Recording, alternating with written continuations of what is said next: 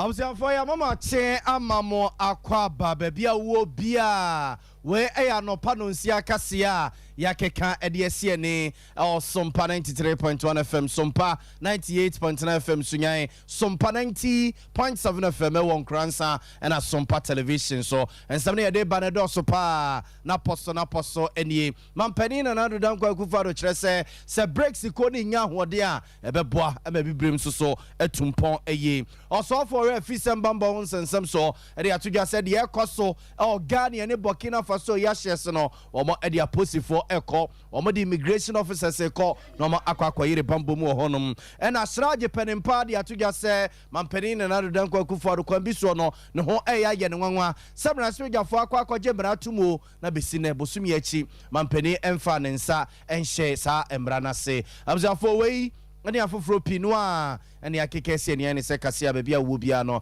anopeye ba ne dia ba besomo abusia medi ede na ya bo mali bia boga enye brena finsem no yekumu ankasa emfa emamo ya de bo hyase ede freeman pedi na nado danko akufo na tena ye na enhyemu bi koso South Africa bonte so a man pedi na nado danko akufo do akako piase ede na mo nyamo kwa akota chire na eye breaks amamman we eye amamman bi omu fi se ba bia wiase dro sese no eni kwanse wiase tena honom na America nko ena obeka na wiase nye emfa enkyere yen eni kwanse wiase tena se na oman bi ti se UK omo na be kire ne wo se ye wo se die sika wo se didi dwa sa ne mane mane nyino mu fi se ebra so bia de ne ho na se bia wo kwa akodi dwa ana se okonu nchen wo kwa akoto de ade de free no hodom a ensese kwa chenkyere a dollar sem nko a ene yetimi didwa e wo wiase oso oman bia sika wo die no otimi e de call my foforo so na ode koko didwa eno na ma makwa akote sa breaks koi na omo ye nhyiemu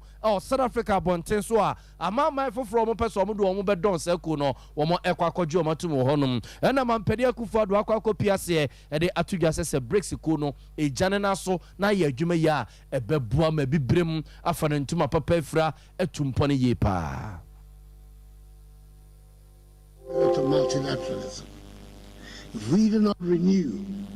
our commitments to build, keep, and consolidate peace and democracy all over the world, we would have to brace ourselves to live in a new and more dangerous world today and in the future. The issues of peace, progress, and prosperity in BRICS countries in Africa are deeply intertwined, which presuppose that ensuring the development of Africa should be in our common interest, which will help right the historic injustice of Africa, the richest continent in the world, being as a result of systemic exploitation, the continent with the highest number of the poorest people. Africa, I need reminding you, has 1.3 billion inhabitants, nearly 18% of the world's population, and in 2050 will be 2.5 billion, meaning that 1 out of every 4 persons in the world will be African.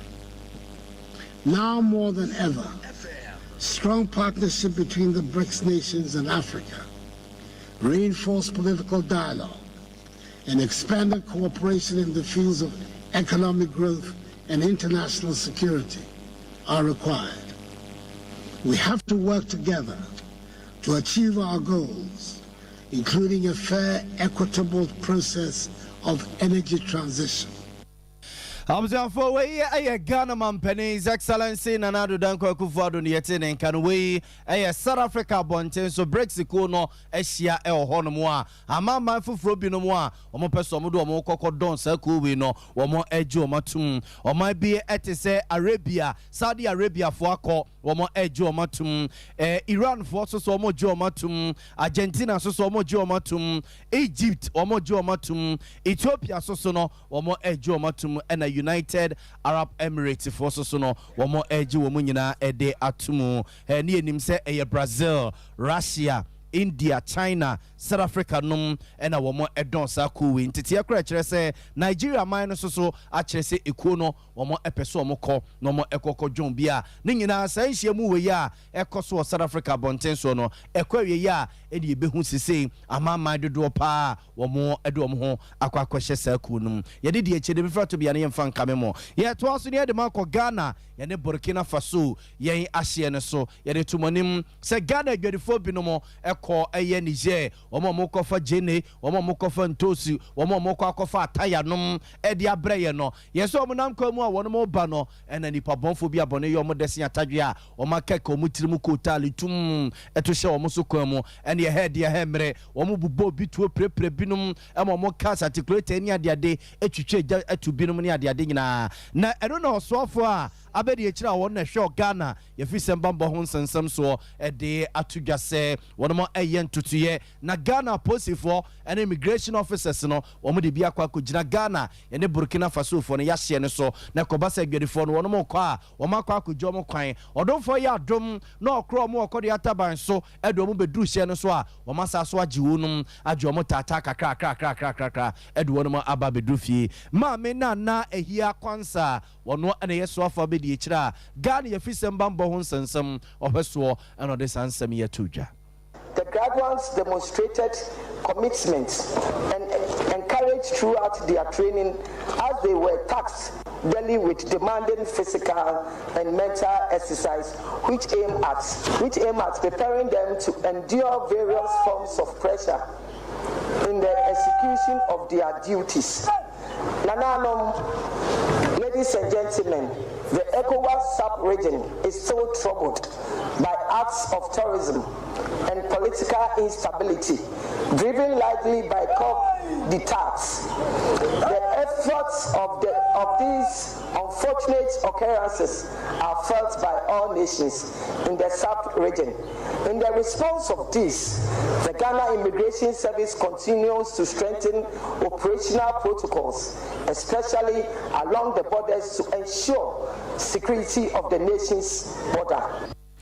Awzafo we aye ma me na ehia kwansa wono eye soafo abedi ekira Ghana ye fisembambo ho nsensem ohweso ena yete ne nke yeto akase ne so de amamo na bebo so minie ena Ghana mrase dwafo kokoje mratu mu se free ne ko wa obegina ba bia kwakobo bi baye sa asumesi a woku wo beifo wo dereko etufa no ne ade a he wato mra emra ene obedi sambre bosumini a Ghana mrase dwafo no kokoje tumu no na eni da kwan samampeni na nado dan kwaku de nsa bekwa akohyase na kese edimu na CPS ta ebe hyase akwakoye adwuma na bosumi echi amrase dwafo no ekoje mra ne tum no mampeni aso osan ase wonsan eno ena penin power that shiraji ano Commission on Human Rights and Administrative Justice ya etweniti afrene se shiraji ano openi Joseph Vital ede atuga semampeni ho ya ye ne wanwa semampeni na nado dan kwaku de so yobi a ye kan kwasibre ne kan se woye human rights activist ya eka dano amrase dwafo eje samra we tum no na nko wotwen so de ne pen ebesi so no watintim so asensan na ahyase aye adwuma trase pa bosum ye chi ya hyesa mbra we yato onom na mampani atwi na ni sisi onom saade a na mampani akufo do ho ya ye no opani Joseph Vital. The law is clear. As soon as the law is passed, it is incumbent upon all of us to know how we speak, how we take advantage of poor elderly women, stigmatizing them because it is only at that time it was always left with maybe the chiefs who are to determine that the punishment.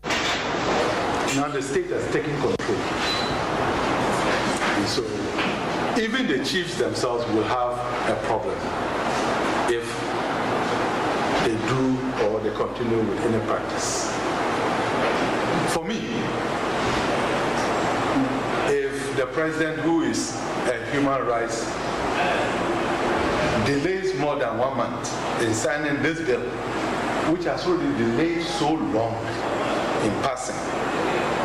then we need to redefine whether he's actually a human rights defender.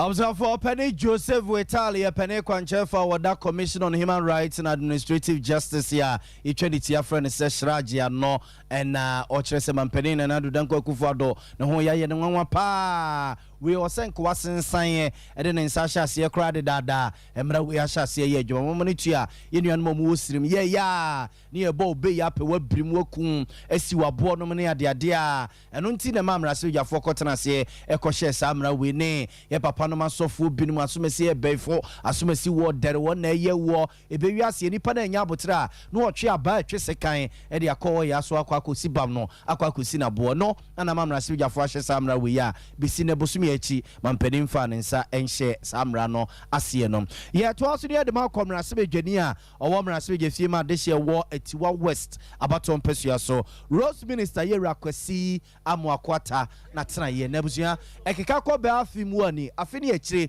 and I'm for the contract jama contractor say Valco runabout wa one crap implement one call non conquer yes wo djuma ne mu atutu ni ade ade a contractor ne kwa kugina so no yes wo djuma se beye na asenkafo wo be hin hare na yenso so ye kwa djuma kontifo enye se bia wo kwa kodi traffic so na contractor de djuma na wo ye no and a Rose Minister ye na dwene se wo call hono na eja wakwa kofi na ni coach wisa no ne tia santemo pepe se jare bobo no de ahwa djuma no contractor ne eye no yomo share ne se wonyene no anu wo ye anaso oye bibi foforo Rose Minister kokoduru hono mo a chese wo ko hu se articulator fo yi ne ye ko Burkina wa pake ne wo ko Mali susu apake ne wo ko Niger apake chese kwa no e no magye ho aboso saa no se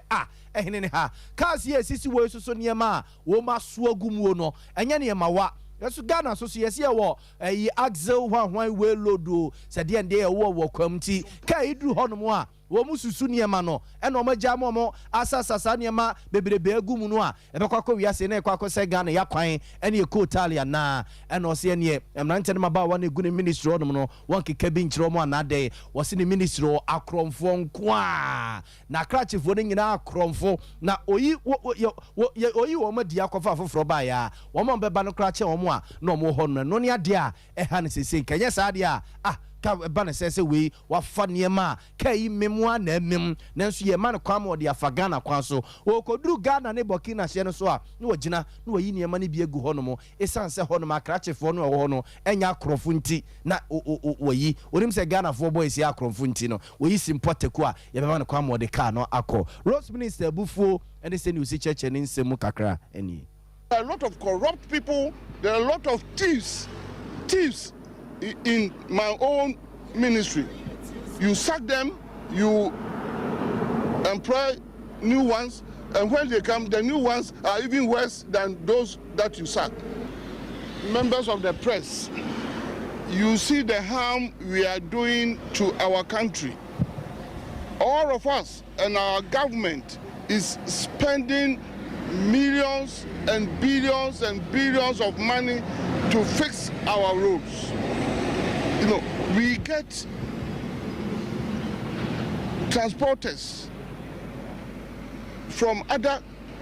countries, neighboring countries, the landlocked countries, you know, coming to pick cargo from the port, and they don't respect our asset load regime. Look at all these vehicles parked here, you know, and they park here hours on end. My information is that some of them are now going through the documentation process at the port. So they could park on the shoulders of the road for more than 24 hours. And the pressure on the road, they have destroyed the shoulders of our roads. And when they come onto the road itself, you know, because of the unauthorized asset load that they carry, you know, the roads that we spend our hard-earned money to build, they destroy them. And my information is that they cannot do same in their own countries. Observe for where Rose Minister Yera Kwasi Amoakwata ni etene kanenra ye na ne kuku tua so ne nyina ye niema okuku huye o vacuum runabout no so wankra pompene mantemu a cars ya daba fo ya lodu niema na wahye car no na kai chese home na ba besisi kwa no ho na ne nyina se Ghana ye kwan mu na me he na mo sa so senwe wa bra wontimi nye saade no e woni krum no wa ba obi ma so no wa ba be se ne niema de office na krachefo no mu good ministry ono no akromfo nkoa no mo ye o madwuma ya kenye ne se ya ba bedu ba bia ye du ye busuafo asemi ye de sim fence ne ye tutu akwakwere tutu kokyere ye de de akire de be frato bia ne ye mfa enkamemo ye to aso ne de makosunya bonten so na entete a Sompa FM nsam chefo ababetu apono so anopei kire se ase jeni ani intosu ya ashoto osunyan abonten so we ya mra ye nuanom mo Sompa 98.9 FM osunyan etumpasa 99 edwa hodo a osunyan abonten so mu eno mo ekwako hunu sa ase intosu ani jeni ho ya kwatwe setete wono mo ba pade ama dehia egusunyan ye ene ne mpotamo na mame abnata eye obi a wotonto jene ni ntosu ibi yene no edi nkomo go bisa ne se na di asem na asi ya ntete ya yetete ne se jene ni ntosu ehon ya kwa atwe wodwom wonu mu o cheche nsem se de kire yen ba kokura na sunyan abotra ye ba ya dwadi forma ye nya bi kura nto na no mo kwa adan so mo ko fa bi abanka no na ka no be ba be so ameduru be nya bi kura na babanti ye na ye fra mo kwa ye nti o mo nka ti ye ze kwa nim da o mo ka no be ba be duru sunyan ka no na ye 7 million yo da no nti na de ye nim wa da kwam e ba ye kwa ye nya bi nto ye ni ba be ye nya bi kura na ya sra ba ne se ono an to kwa na asi no ono an ko ka ho asemaye ne no an to sere no aso ye de boaboa ye manom ye nya bi to asi abanam jo ye kware ya basa ye nya ne mare bi nto eti asra Abza fonti we aye enu abnata ene yete ne kana no cheche nsemo de kire ne nanu akire adwadefo no bi soso kire se ne yekoso nyina eye Burkina Faso asogafo age o minor kentenso ene Niger minor soso a sisi asogafo na age o minor kentenso no wo mokofa wele ka huro nyina wo mokofa free Niger ekofa ataya no a mu se ya no mo tete duase no ano no ne nyina mo kwakofa free Niger bonte so no Burkina Faso no man no asogafo no age aboso sa no na akwakofa sa ne ma we nyina e de abasa no sa se jene ye be fana ni nyina pro tika nko a ye sro mo mpanyin se wo hu ye mobodwomfo ma ye ne fo nyina de tika nyina hye ye ne wura soso se nyane fo wo juni sika ne tata we se ye ni abere pa nto mo mpanyin mo aye aporo pa twe se de ye hu na mane pa ye branka sa jene fo ye bre pa se ko yi jene 18 million na ye tua lo fe ye ba roba be se wie so pa twe betima yi pro ye na no se mi 5-3 wo je 3 free so ade ne edo so 18 enti se uji 3 free ma akase ne kese kapa gende for de se sia de ye gina mu ide gise mu boaye na ma moaye be du se gende beba no ne ye makro sky didi dwama ye mamu didi no me pacho ye nya bi ma Abza fonti ya ma menom ne ye guess ni ye yire no mo gusu nyane dwam ne yeti wo no nka ni nyina eye jene ni ntosu a ho ahyase eye deniba e wo sunya bonten so na wo mo ekamu no ye to aso ne de makobono ismantem no mo enkransa no for baton pesia so ana mansire mo ne ye de mo ekoi abankra chepeni ho no mo eye yura Peter Osefu su e na o kire se nanu ada afi empedimfo hyehye o mo hyehye pono eye de district assemblies no mansire baby a weda ne modemmo ne wo ye ne yi a enu nti wo se bobo na baso ne ade no omode na niam akogu nsa ne ye nie no na enkransa no for baton pesia so ene mansire no ababeto so be ede wo twemi ensa ene wo chese dabi wedie entwe yi na ni nyina eye eniam bi a opani bobo so de kire yen no kre am say results no buy na million could be free me say honorable money 77%. The market is very good. And the concern of my idea, when I catch it, it's a matter of hamagi. Because I no problem. Talk of throw so 77%. Me a remark very good. Why idea? Now, when we are going of the enemy factor, what's it? Hey, the answer now working. If you say the whole Ghana is different, you are also 12 for that with 88%. 90.7 FM. 87%. Now you're very good. very good, and one son of the very good money.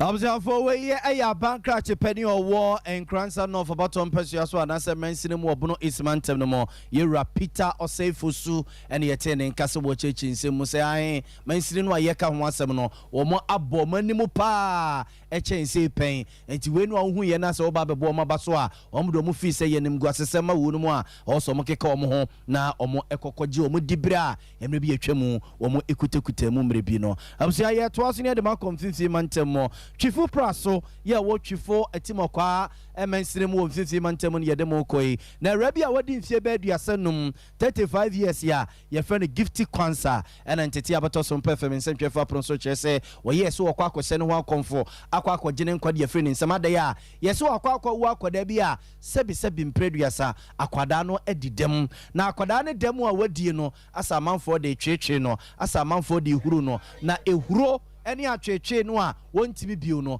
eno ye na dwene se wo kone ne wakwako wiade no kra ene pam no twa no obi ama ema matwetwe ne bio na busia eno ye se wode ahoma ne hye ne mene na wajemu no a na domfo bi pi hono ekoyere no eyi ni fra ahoma no musa se ei na wura na dai eno cheche ne nsem sei One me wo miensa nti miensa na one me wo no ma ku ye yarefo ena ma kwa na ye yarefo ne nti oko odwani de ole oko no so le ba ko no ko ode ko 5 years ni de evedi omona ye de evedi mpo ende edu tem ya yarefo no kwa bo e mi jano na ma ko di pa nko fonyama ena mi se akura no oye yarefo ne nti ko je omonyama ton kwa ba 20 cedi no mo dia mama se fanto dia mama ko to mini mama mini papa mama mi wo papa wo nti me se ando so mo bua mi a eyeye